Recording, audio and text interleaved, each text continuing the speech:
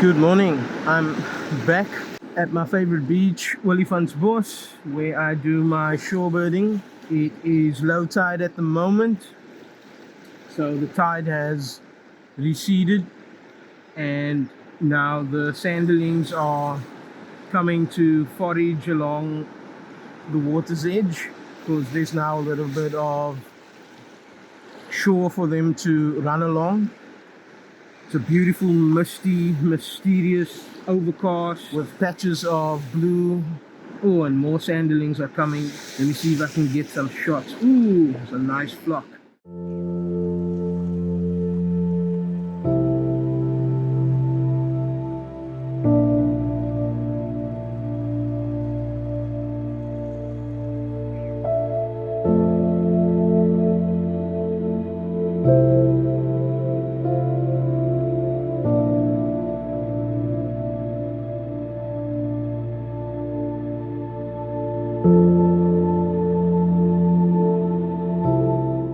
So important to time the tides, something I never used to do when I just started shorebirding, and I would come at high tide and there was no shore for the shorebirds to run along.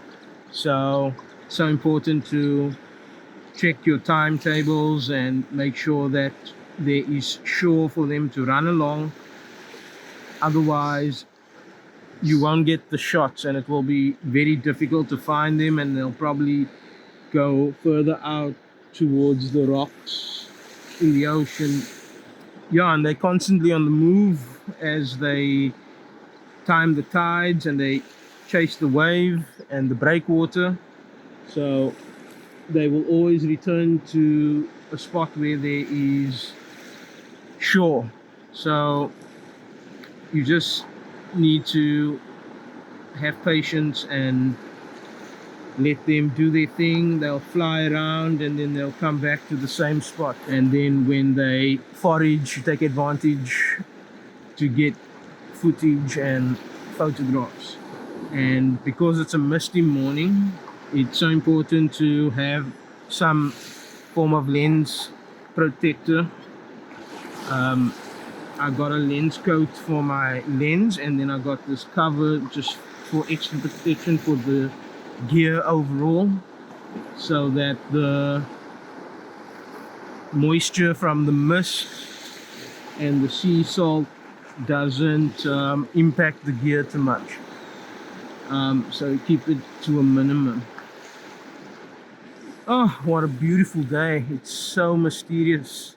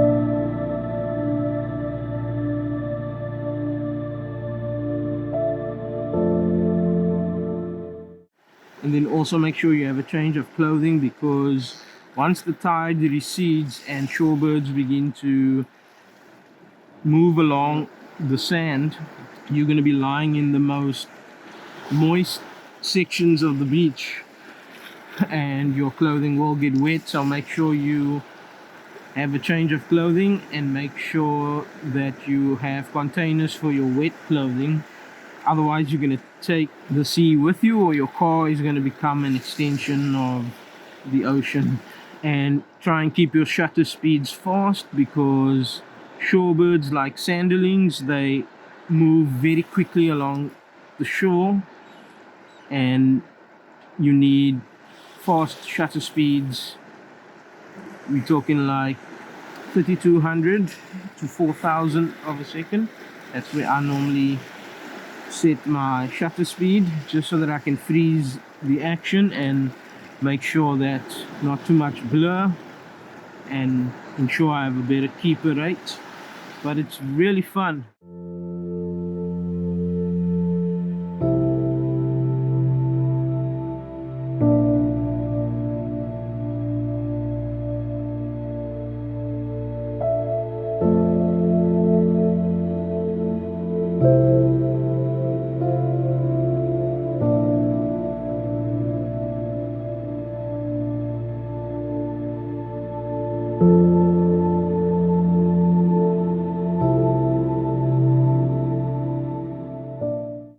The most important tip I can give anyone for shorebirding at the beach or at an estuary is to lie low.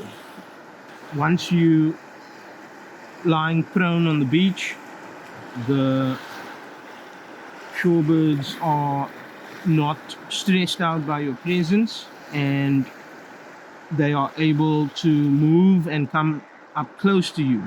So try and lie flat on your belly, and you'll have them come to you, and they'll come close, and they are quite comfortable if you're lying in a prone position. Right now I'm probably seaweed to them because I got camo on, so I'm not looking like a threatening human. It's just the best kind of therapy you can get, coming out in nature and just relaxing, and whether you get photographs or not, or an outcome or not, the winning fact is that nature has such a calming and such a decompressing ability, just to sit here and just soak it all in. It's so amazing.